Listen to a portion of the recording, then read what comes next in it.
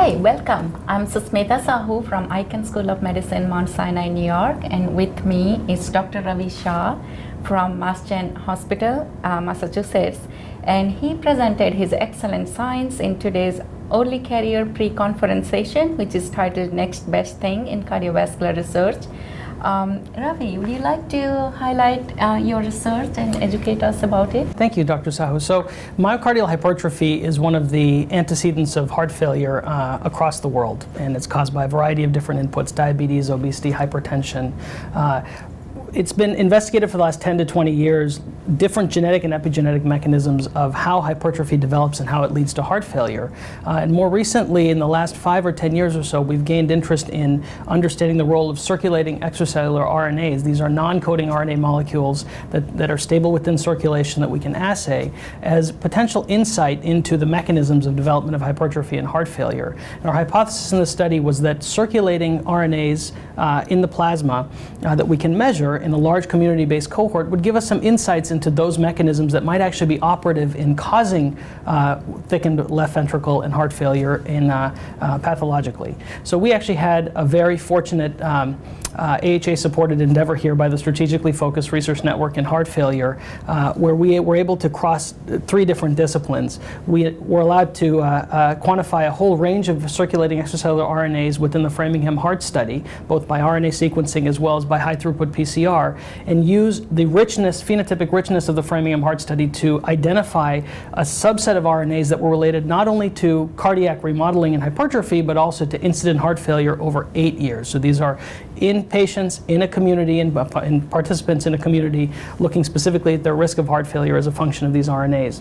The interesting part of this, and that was the opportunity afforded by the AHA, was to move forward into the basic realm and take these RNAs and understand in silico what pathways they target, what different dysregulation occurs within animal and cellular models of heart failure. So we were able to go on and show that several of these RNAs are dysregulated during pressure overload in mice as well as in cellular models, and modulation of some of these RNAs might actually prevent some of the pathologic responses to stress in animals. And we showed the similar findings in human failing myocardium. Patients with heart failure who were referred for ventricular assist device had similar patterns and expression of these RNAs.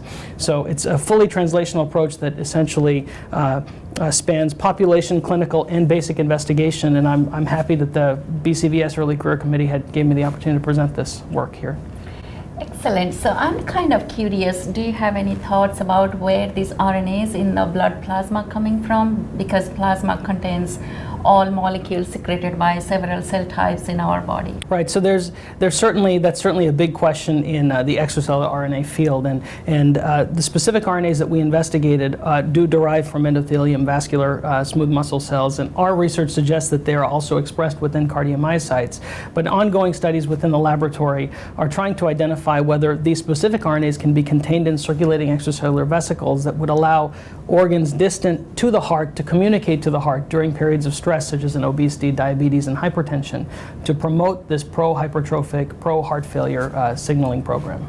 So going forward, what do you think is the clinical and scientific basic science significance of your research? How can we implement it in our research as well as in therapeutic approaches? So I think there are probably 2 major avenues here. The first avenue is that these specific extracellular RNAs, this is one of the first studies showing that they're related to long-term heart failure risk, independent of traditional clinical risk factors. So whether this is going to be borne out in other large populations to allow us to stratify risk of heart failure in community dwelling participants, or it's something that we can use in advanced heart failure patients, remains to be determined. Certainly, the identification of these RNAs allows us to understand a little bit more about the mechanisms of hypertrophy that might allow us downstream to target some of these mechanisms in ameliorating heart failure. But a second point that I think is very important here is that most of the discovery that we've had has been from mouse studies where we produce a phenotype and then look at the genomics or the proteomics or the transcriptional profiling changes that occur. One unique aspect of this study, supported by the AHA, was looking specifically at human populations and deriving things that matter within patients who are in the community and stable, or patients with heart failure, and then taking those insights and looking within our model systems and showing that some of those RNAs can span the spectrum. So I think that paradigm of research is something that we can probably reproduce in a variety of different fields for therapeutic benefit.